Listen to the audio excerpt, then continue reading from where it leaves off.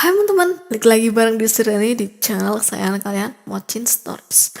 Terima kasih yang masih setia dengan channel ini dan selamat bergabung bagi kamu yang baru hadir di channel ini. Semoga suka ya.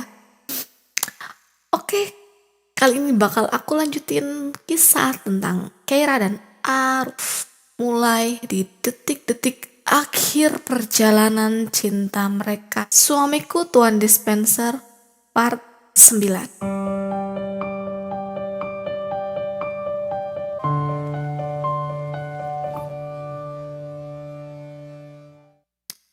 Kini Aruf dan Keira sudah berada di perjalanan menuju ke Jakarta lagi. Ya, kemarin mereka sudah keluar dari rumah sakit tempat di mana Aruf dirawat. Dan sekarang mereka berdua sedang ada di perjalanan menuju ke Jakarta lagi. Tentu saja mobil tersebut dibawa oleh Adnan. Di jalan mereka dikawal oleh banyak motor, termasuk juga polisi yang menyamar. Karena apa? Karena si Aruf ini adalah korban dari bukan korban ya. Si Aruf ini saksi kunci dari penculikan Keira dan Keira di sana adalah korbannya. Sehingga sewaktu-waktu nanti jika Keira dan Aruf dibutuhkan untuk dimintai keterangan, mereka akan baik-baik saja. Sudah pasti nanti jika ada di Jakarta, mereka juga akan dalam pengawasan polisi. Karena yaitu tadi, seorang saksi kunci dan seorang korban akan dilindungi keberadaannya. Apalagi di sini adalah Aruf dan Keira, yang Aruf sendiri adalah ketua gangster. Meskipun dia tidak dilindungi oleh polisi, dia juga akan dilindungi oleh seluruh anggotanya. Di perjalanan pulang mereka berdua tidak saling bersapa, bukan karena tidak ingin bercanda atau saling mengobrol, karena ya sudah terlalu lelah tadi di rumah sakit dan perjalanan ini juga tidak memakan waktu yang sedikit. Karena si Aruf ini tidak ingin pulang ke Jakarta mengendarai pesawat, melainkan mengendarai mobil pribadinya. Karena dia berpikir pesawat itu akan membuat dirinya seolah-olah tertekan karena diawasi. Kalau tidak sedang mendesak sekali, tentu saja Aruf tidak akan pergi menggunakan pesawat. Dia bahkan lebih suka menggunakan motor trailnya yang bisa menerobos ke seluruh macam jenis rute dan jalanan, meskipun itu berbatu sekalipun. Saat kembali ke Jakarta, Aruf dan Keira tidak ke rumah atau kemanapun, melainkan ke rumah sakit tempat di mana ibunya Keira dirawat. Di sana ada ayahnya juga yang sedang menunggu, dan ayahnya itu sudah mengajukan cuti yang cukup lama. Dan bagi Aruf itu tidak masalah karena ayahnya Keira adalah calon mertuanya. Untuk seseorang yang dicintai, apa sih yang enggak, ya kan? Ketika mereka semua sampai di rumah sakit, Aruf langsung meminta Adnan untuk meminta kursi roda pada suster.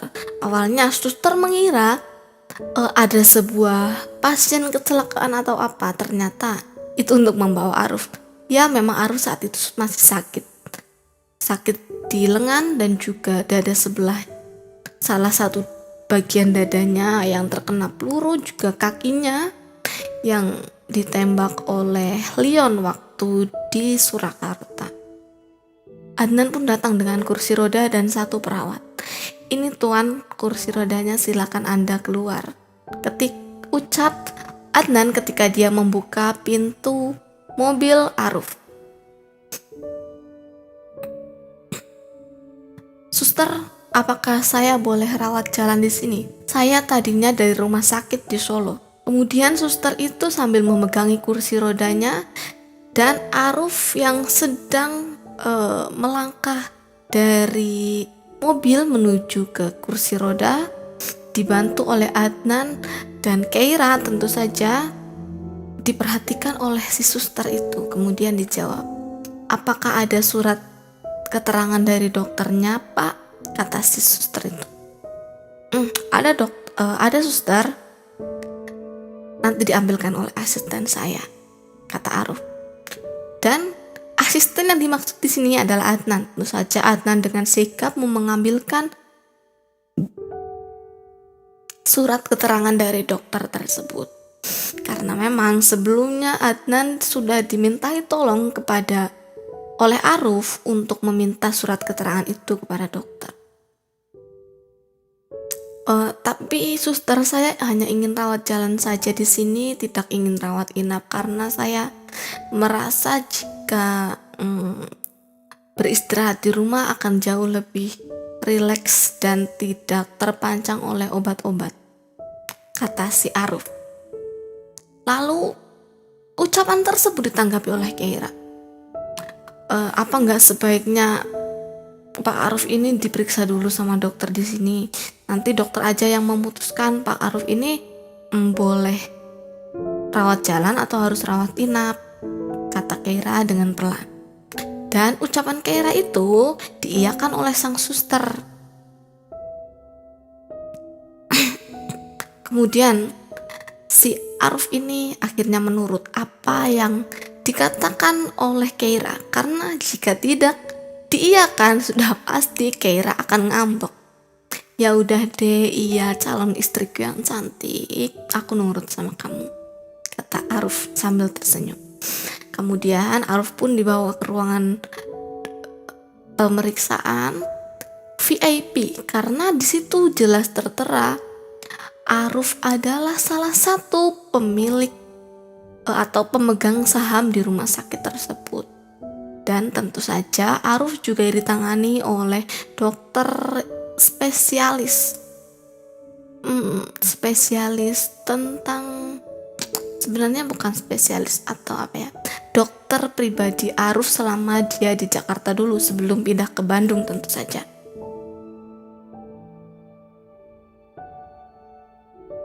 Mari Tuan Aruf, saya antar Anda ke ruangan dokter, kata suster tadi, yang langsung saja mengganti panggilan Pak menjadi Tuan karena dia telah membaca berkas yang diberikan oleh Aruf. Sementara di sisi lain, si Keira ini berbisik-bisik terhadap Aruf yang sedang didorong di kursi roda oleh Adnan. Pak, kenapa tadi dia bilang Tuan? Padahal sebelumnya dia panggil Pak, tanya si Keira kebingungan.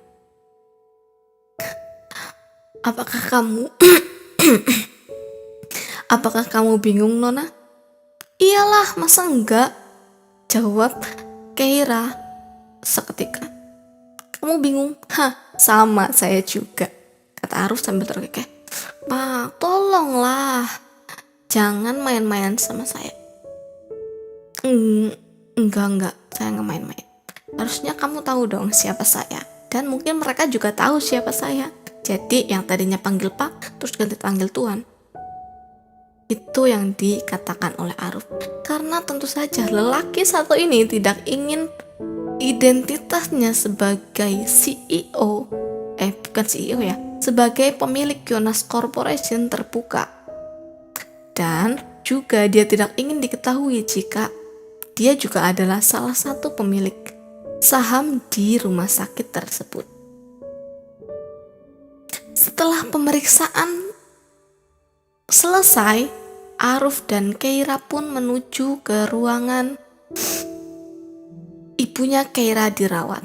Dan keputusan tadi adalah Aruf boleh rawat jalan sesuai keinginannya, tetapi harus setiap hari check up selama dia masih ada di Jakarta. Apabila dia sudah ada di Bandung, maka dia akan check up di salah satu rumah sakit yang ada di Bandung.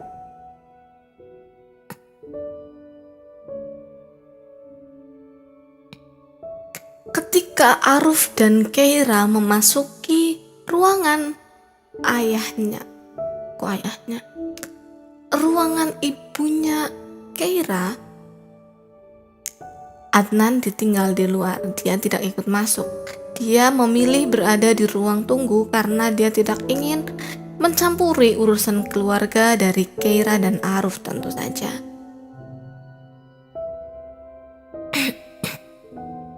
Ketika sampai di dalam ruangan itu, Keira langsung berhambur ke dalam pelukan sang ibu karena dia sangat rindu. Setelah beberapa hari yang lalu pamit ingin mendaftar magang di Yonas Corporation, tapi dia malah baru pulang sekarang dan mengalami drama penculikan yang sangat mengerikan, menyedihkan, juga mendebarkan. Sementara Aruf masih terduduk di kursi rodanya tanpa bisa melakukan apapun dan hanya bisa memandangi kedua wanita itu saling berpelukan. Sementara ayahnya si Keira ini melihat ke arah Aruf yang diperban badannya, meskipun tidak terlihat semua, tapi di bagian lengan terlihat karena Aruf saat itu menggunakan kaos pendek.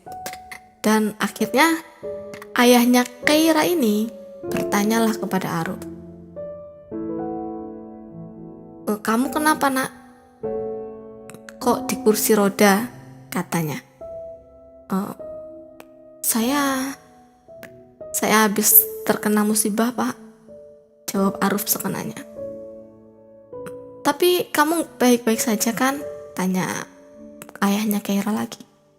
"Ya, seperti yang Bapak lihat, saya hanya kena peluru di kaki dan di lengan saya." Kemudian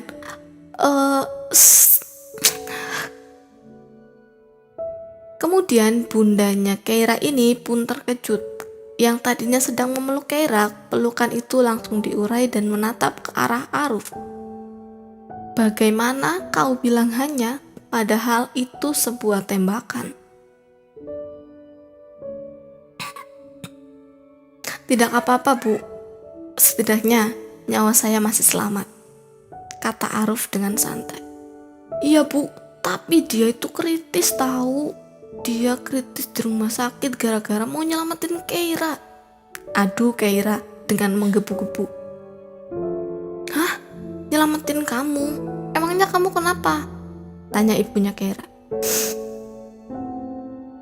Keira pun terdiam karena dia kebingungan antara mau menceritakan seluruhnya kejadian atau memilih diam. Tetapi dia malah sudah keceplosan. Meskipun dia diam pun tentu akan menimbulkan banyak tanda tanya di benak kedua orang tuanya. Namun pada akhirnya Aruf yang membuka suara untuk bercerita. "Sebelumnya, maafkan saya Bapak dan Ibu karena saya Keira dalam bahaya. Beberapa waktu lalu Keira sempat diculik oleh rival bisnis saya dan saya mencoba menyelamatkannya dan inilah yang terjadi."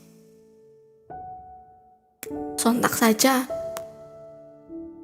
ayahnya Keira ini memeluk Aruf dengan cukup kencang dan dia berterima kasih karena mau mempertaruhkan nyawanya demi sang putri. Tentu saja pelukan itu membuat Aruf meringis kesakitan karena bahunya yang tertembak itu ditekan cukup keras oleh calon mertua. "Maaf Pak, ini saya lengannya sakit," kata Aruf. "Oh iya nak, maafkan Bapak," jawab ayahnya Keira.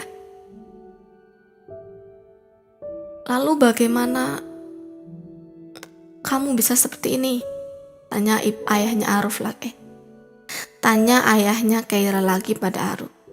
Kemudian Aruf dan Keira pun saling bergantian menceritakan apa yang terjadi selama dari Jakarta dan menuju ke Solo dan kembali lagi ke Jakarta.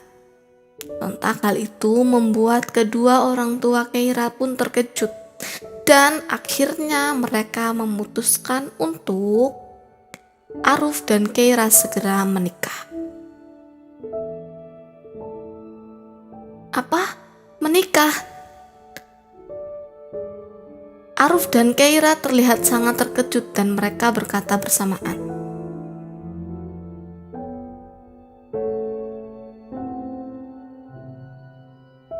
"Apa kamu tidak ingin menikah secepatnya?" tanya ibunya Keira. Bukannya nggak ingin sih Bu, tapi kan Keira masih kuliah. Magang juga belum selesai, kok malah mau dinikahin sama Pak Aruf?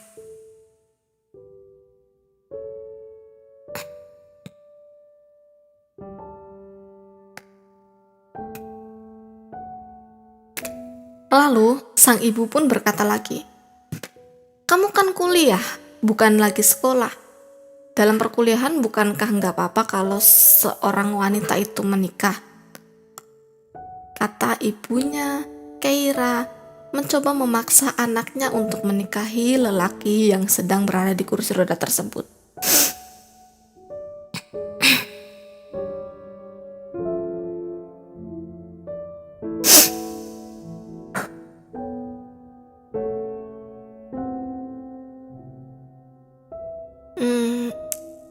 Nggak apa-apa sih, nggak apa-apa Bu. Tapi akunya yang belum siap, kata Keira perlahan. Karena sedikit geram, Aruf pun menyahut, "Sudahlah, kamu nggak perlu risau. Kalau kamu belum siap, nanti saya siapkan. Kalau misalnya saya tidak bisa menyiapkan kamu, saya ada teman polisi yang bisa menyiapkan kamu." Sontak saja, si Keira pun melotot. "Hah? Polisi? Buat apa kamu datin polisi?" "Ya, buat nyiapin kamu. Katanya kamu belum siap." "Pak, bukan itu maksudnya belum siap. Bukannya belum siap terus disiapin di barisan, bukan. Tapi, ya gitulah." Segala macam cara Keira ucapkan tentang ketidaksiapannya itu untuk menjadi seorang istri. Bukannya dia tidak mencintai si Aruf, tetapi dalam benaknya kerumitan berumah tangga itu selalu membayangi. Mungkin butuh beberapa saat untuk memahami bahwa menikah tidak semengerikan itu.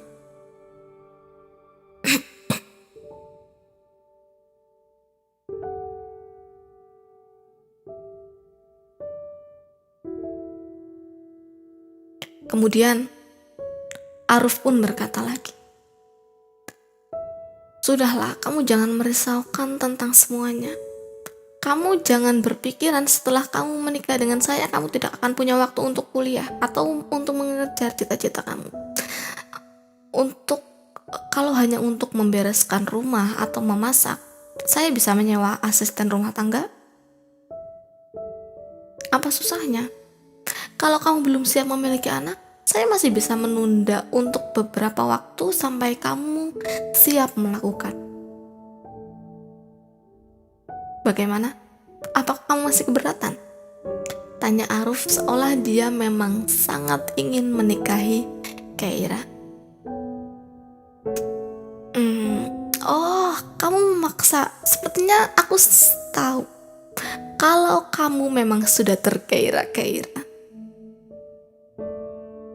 Mendengar ucapan Keira itu, Aruf pun terdiam, ingin menyangkal, tetapi nyatanya itulah yang sedang dirasakan oleh Aruf. Karena ketika kemarin mendengar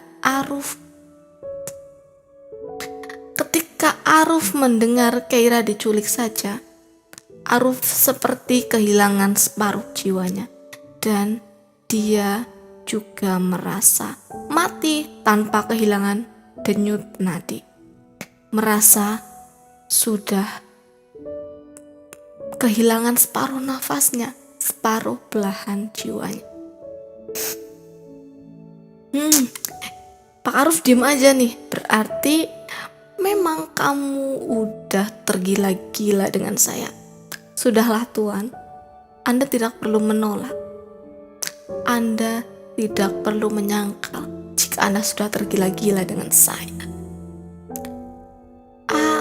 Keira berkata seperti itu sambil terus mendekat ke kursi roda Aruf, sehingga mereka sekarang bertatapan dengan sangat dekat.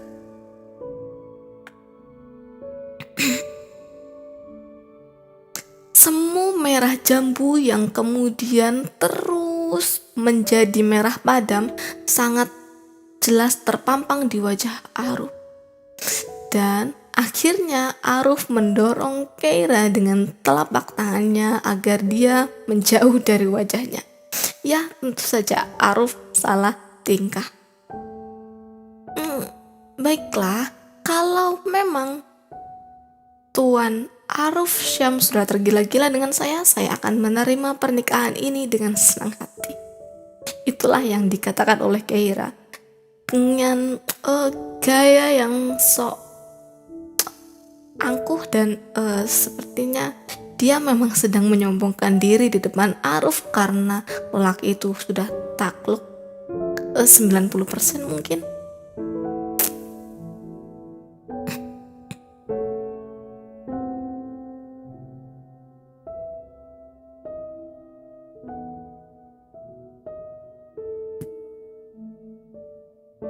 Kemudian ayahnya Keira yang tadinya duduk di kursi sebelah istrinya sekarang bangkit dan mendekat ke arah Aruf.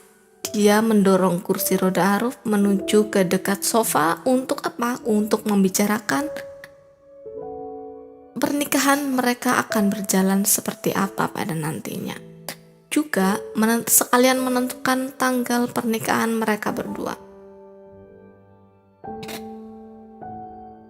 Setelah percakapan yang begitu panjangnya, akhirnya satu tanggal ditetapkan untuk pernikahan Aruf dan Keira. Tetapi ada satu syarat dari Aruf, yaitu dia ingin mencari anaknya terlebih dahulu. Ya, meskipun harapan itu setipis tisu, tetapi dia sangat mengharapkan agar anaknya ketemu sebelum dia menikah lagi.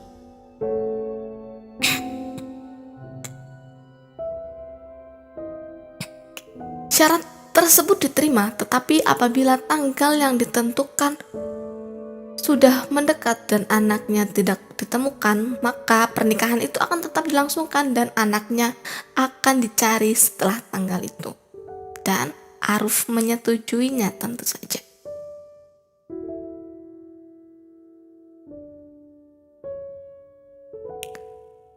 Setelah perdebatan panjang itu, Aruf pun berbicara lagi. Oh iya Keira, saya ingin bicara dengan kamu. Ponsel yang ada di tangan kamu itu, anggap saja itu hadiah lamaran dari saya. Dan kalau nanti kamu ingin dibelikan cincin, besok sekalian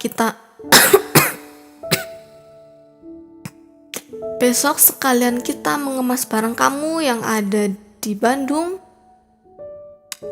Kita beli cincin pulang. Pak, tapi untuk apa barang saya dikemas? Bukankah pada akhirnya nanti saya akan tinggal di rumah kamu? Iya kan? Jadi lebih baik barang-barang saya yang ada di tempat kos kita pindah saja ke rumah kamu. Oke? Enak aja main pindah-pindah. Aruf melotot. Kita kan belum resmi, jadi kemungkinan ada banyak perbincangan di luar sana dan saya tidak mau. Saya ketua RT di sana. Iya deh, iya Pak RT Aruf.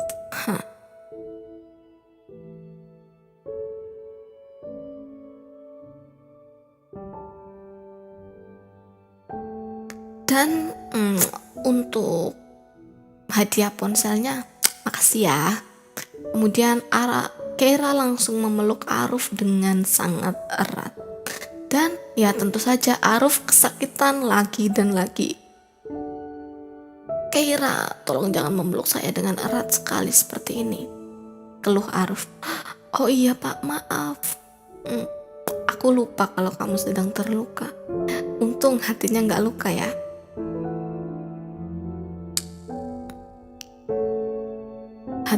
Hati saya akan luka jika kamu menolak menikah dengan saya, Nona.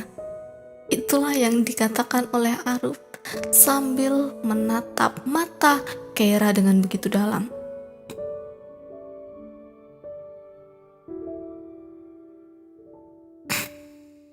Apakah kamu hanya akan memeluk saya saja? Kamu tidak ingin meluk ayah dan ibu kamu yang sudah merestui dan memberikan wejangan untuk pernikahan kita? Iya, aku lupa, kata Keira. Kemudian dia memeluk ayahnya terlebih dahulu dan kemudian beralih memeluk ibunya.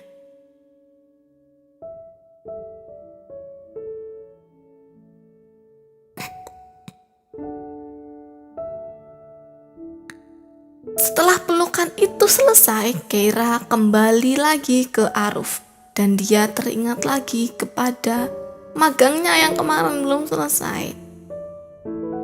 Bak, terus gimana dong magangnya? Kan harusnya aku tuh berangkatnya kemarin-kemarin dan sekarang belum berangkat. Apa kemungkinan magangku bakal dicabut lagi di Yonas Corporation? Kata Keira. Mendengar kata Yonas Corporation, ayahnya Keira pun bertanya, bukannya kamu tadinya magang di Bandung, kenapa sekarang di Yonas Corporation? Kata ayahnya Keira tadi. Ya, aku kan udah bilang pak, kalau aku tuh dipecat. Salah. Aku kan udah bilang ayah kalau aku tuh dikeluarin dari magang. Jadi aku minta Pak Aruf buat kenalin ke temennya, dan ternyata aku bakal magang di perusahaan yang tempat bapak kerja itu, perusahaan yang gede itu. Tapi apa masih bisa, soalnya kan aku udah mangkir beberapa hari gak berangkat. Aruf pun menghela nafas. Tenang saja, semua akan saya atur dan kamu besok ikut saya dulu ke rumah untuk mengemas barang-barang kamu, berkas-berkas kamu untuk dibawa ke sini. Dan ya, saya juga akan menemui tamu saya yang ada di sana. Kemarin kamu udah tahu kan siapa yang menunggu saya di sana, dan besok kita akan ke sana setelah saya diperiksa. Oke? Siap, bos, kata Keira.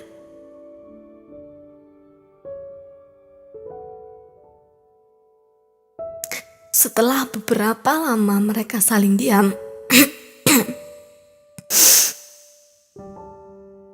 terdengar suatu suara dari perut Aruf yang menandakan lelaki itu tengah kelaparan. Pak, cacingmu belum dikasih makan berapa hari, kata Keira. Ih, kamu ngejek saya, kata Aruf dengan mata melotot dan sedikit tersinggung. Ya maaf, saya kan cuma tanya. Nah ya sudah, tolong panggilin Adnan buat kesini, kata Aruf. Ya, dia masih menekuk wajahnya karena dia tidak suka ketika diejek tentang perutnya yang sering kelaparan. Dan Keira pun ya melaksanakan apa yang tadi diperintahkan oleh Aruf, yaitu memanggil Adnan yang sedang berada di luar ruangan rawat ibunya itu.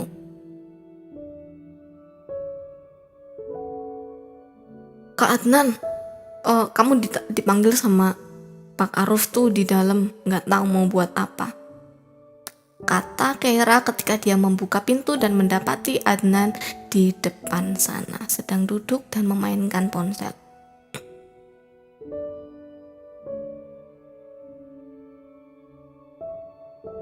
Sekarang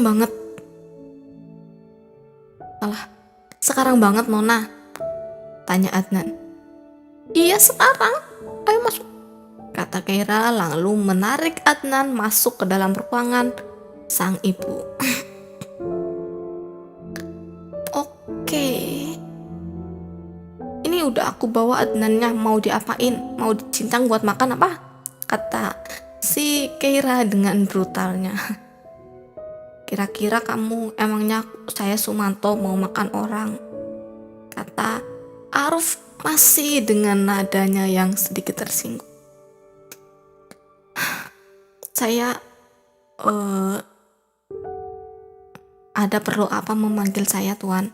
Kata Adnan sedikit gugup karena tadi Keira membuka percakapan dengan kalimat yang tidak mengenakan.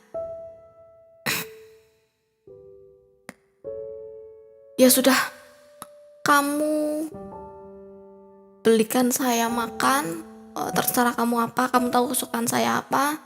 Belikan juga untuk ayah, ibu, sama Keira. Oke? Baik Tuan, akan saya laksanakan, kata Adnan, kemudian dia pergi. Ketika Adnan sudah pergi, tiba-tiba ponsel Aruf berdering lagi dan seseorang menelpon dari sana. Ponsel itu diangkat dan oleh Aruf, dan kira-kira siapa yang menelpon? Kita sudahi dulu part 9 sampai di sini.